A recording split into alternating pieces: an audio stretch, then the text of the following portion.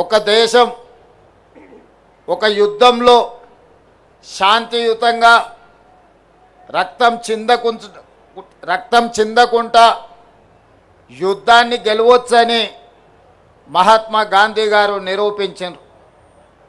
రవి అస్తమించని సామ్రాజ్యం ఉన్న బ్రిటిషర్స్ను శాంతి ద్వారానే శాంతియుతమైన పోరాటం చేసి శాంతితోనే ఒక యుద్ధాన్ని గెలవచ్చు అని ప్రపంచ దేశాలకు చాటి చెప్పింది మహాత్మా గాంధీ గారైతే ఆ గొప్ప దేశాన్ని అద్భుతంగా పరిపాలించవచ్చు, ప్రపంచ దేశాలకి ఆదర్శంగా అభివృద్ధి చేయొచ్చు.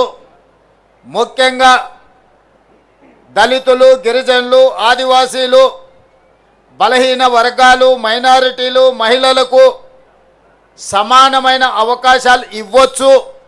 ఇవ్వడం ద్వారా ఈ దేశాన్ని అభివృద్ధి పదం వైపు నడిపించవచ్చు అని ఒక మార్గదర్శనం చేసిన గొప్ప ప్రపంచ మేధావి డాక్టర్ బాబాసాహెబ్ అంబేద్కర్ గారు అని చెప్పి మనం గర్వంగా చెప్పుకోవచ్చు.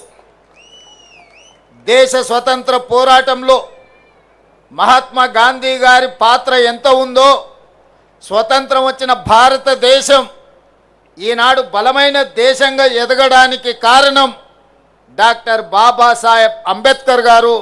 ఈ దేశానికి రెండు కళ్ళు, ఒకరు మహాత్మా గాంధీ గారైతే రెండవది డాక్టర్ బాబాసాహెబ్ అంబేద్కర్.